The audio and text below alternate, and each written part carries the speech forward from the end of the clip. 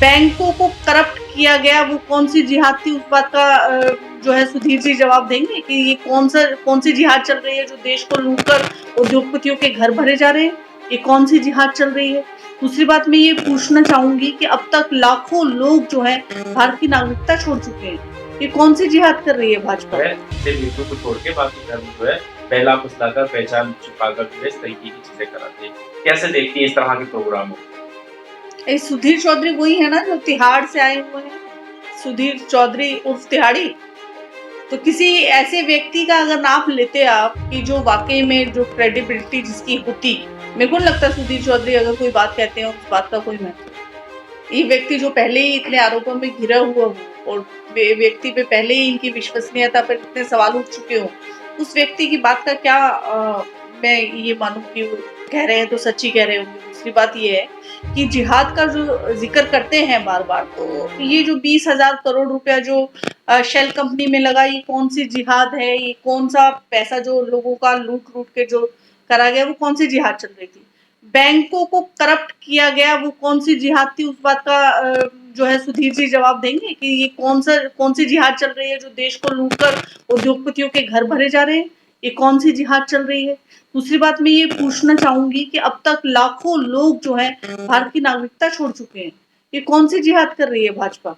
क्या इस जिहाद के बारे में बात करना पसंद करेंगे सुधीर चौधरी जी कि ये कौन सी जिहाद है? हजारों लाखों युवा जो है वो बेरोजगार हो गए, ये कौन सी बेरोजगार जिहाद चला रहे थे क्या भाजपाई? और दूसरी बात, अभी रेलवे में 18 लाख पद हैं और उसमें 3,12,000 पद खाली पड़े हैं। ये क्या कौन सी जिहाद चला रहे हैं रेलवे में जो कि पद खाली पड़े हुए हैं? क्या ये इस तरह की जो है ये त्रासदियां होना, क्या ये इस तरह की ये कोई जिहाद का हिस्सा था? ये भाजपा के किसी प्लान का हिस्सा है क्या कि जो है पद जानबूझ के खाली रखे जाए ताकि इस प्रकार की त्रासदियां हो? और इस प्रकार की तमाम आदिवासियों के साथ रोज अत्याचार होता है, आदिवासी बेटियों पर, दलित बेटियों पर रोज रेप हो रहे हैं, वो कौन सी जिहाद है? आसिफा के साथ बलात्कार होता है जब तिरंगा यात्रा निकालते हैं, तो कौन सी जिहाद है?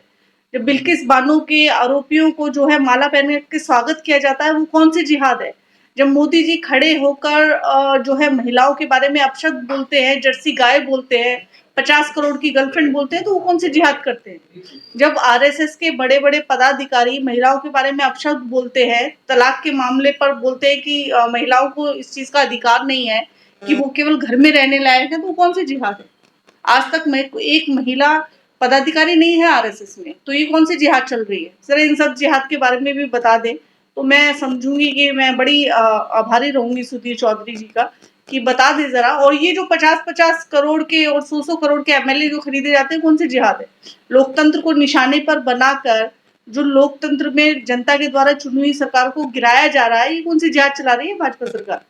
तो ये सारे जिहाद जो है इनके बारे में भी जरा बात कर ले। गेमिंग वेमिंग और ये सब तो हम बाद में बात कर लेंगे, इतनी बड़ी बात नहीं है। जहां देश बर्बाद हो रहा है वो बड़ी बात है, लोकतंत्र खत्म हो रहा है वो बड़ी बात है, और पूरे विश्व में चर्चा का विषय बन चुका है, तो ये बहुत बड़ी बात है।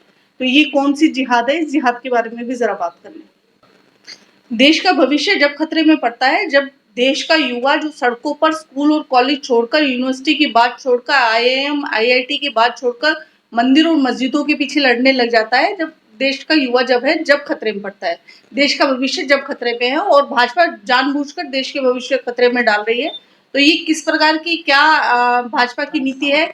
और केवल वोट बैंक के लिए और राजनीति के लिए इतना गंदा खेल हमारी समझ से बाहर है कि देश के साथ इतनी बड़ी गद्दारी जो है भाजपा जो कर रही है वो मेरे ख्याल से नहीं करनी चाहिए। अब तक जो सुधीर किया, चौधरी कह रहे हैं, भाजपा थोड़ी कह रही है इस चीज को, सुधीर चौधरी कह रहे हैं। देखिए वो भी तो भाजपा के अघोषित प्रवक्ता ही तो हैं, घोषित प्रवक्ता नहीं है, अघोषित प्रवक्ता है, लेकिन है तो सही भाजपा की, बात तो भाजपा की ही कर रहे हो। उनका जो उनका कोई भी शो होता है वो बाकायदा वोट का पोलराइजेशन करता है और भाजपा के हक में जो है बात रखता है।